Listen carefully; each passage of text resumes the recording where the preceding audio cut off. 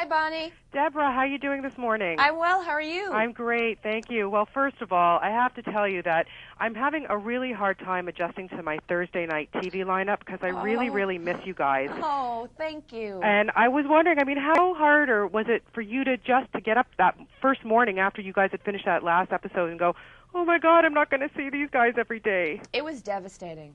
I'm not going to lie. We cried like, it was not pretty crying. It was like ugly, hysterical crying. Yeah. But it's just a sign of how much it meant to us and how much we loved doing it and how proud we were of the show. And, there was a period of time where we needed to mourn it. But now, in retrospect, now everyone is, sort of going about doing other creative projects. And we're still in each other's lives, and we're proud of how we went out because we feel like, you just said you missed us, and that's what we wanted. Well, good stuff. Well, you live on in syndication, my dear. Thank you. Doing this must have been so much fun. And I was wondering for you, is it more of a challenge or relaxing just doing a voiceover part? It was a little bit of both. It was really challenging because I'd never had to just focus all of my creative energies on my voice. So that was a little nerve-wracking at first and a little intimidating, but then it became really just liberating and fun.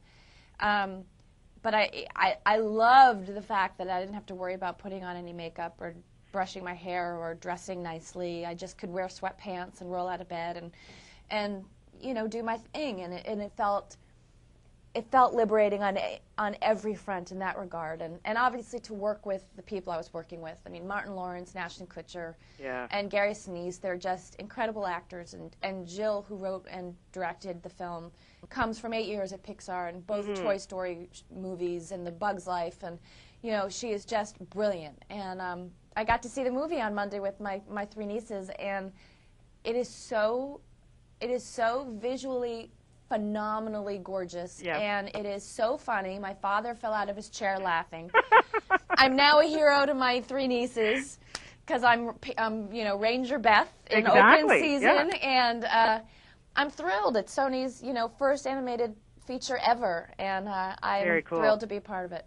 And talk about being a hero. When your son's going to be old enough to sit and be able to enjoy this film, right? Is that going to freak him out to hear his mom's voice coming out of Ranger Beth? I would imagine it might. He grew up on the set, so he knows that Mama tells stories. So when he sees me actually on TV, it's not very surprising to him. He just says like, "Oh, there's Mama." Yeah. But I think actually seeing, a woman with red hair with my voice coming out, that might be a little like, woo, whoa. It was to me. I was like, okay, if I was a squirrel, that might be a little easier to see. Yes, for sure. Totally amazing. Well, like I say, you have not been short of work ever since doing, finishing off Will and Grace and stuff, and you have a couple of films coming out that I really love to ask you about. First off, we're going to see you in Lucky You, and what was it like working with Drew and Eric and doing that film? Drew Barrymore, Eric Bana, they are just the nicest people on the earth, and Curtis Hanson is just, I don't even have to say how talented he is. And shooting in Vegas was a hoot. I played an aquatic showgirl and Drew's older sister, and it was a great challenge. It was a great challenge. It's a drama. Yeah, I can't wait to see that. I know it's opening up early March, I think. Yeah. And now, Purple Violets. Now, I'm sorry, but I'm extremely jealous being directed by Ed Burns. Ed Burns. Yeah. Got to kiss him. Yeah, I'm a little jealous. Yeah. I bet you are. Tough life. Really, really, really fun romantic comedy. Great. I had such a ball doing that with him. I can't wait for that to come out. Yeah, it sounds like a great cast too. Patrick Wilson, Selma Blair. Selma Blair, yeah.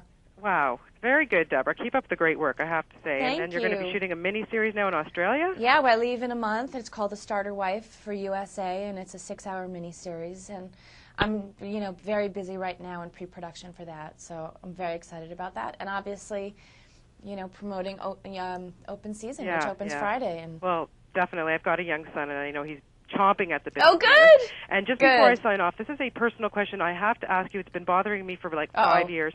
On one episode of Will and Grace, you were in the back seat with Karen, and you were talking about this ashtray you made, and you said you'd made it at Camp Rama. Uh-huh. And I went to Camp Rama, and I've been dying to know, did you go there as a kid? No, I didn't. Do you know how many people who've gone to Camp Rama asked me if I went to Camp Rama? I did not go to Camp Rama. One of our writers went to Camp Rama, and they were the ones who wrote the episode, and so it was their homage to Camp Rama. Well, thank you, because my sister and I, we've been dying to know for the last, 5 years, and I've never had a chance to ask you, so I appreciate, thank you for getting that off my shoulders. You're welcome. You're welcome. Take care. Best of luck with this, and, we hope to see you come to Toronto and shoot something soon. Thank you. I plan to next spring. Good stuff. Have a good one. Bye-bye. Thanks, Debra. Bye-bye.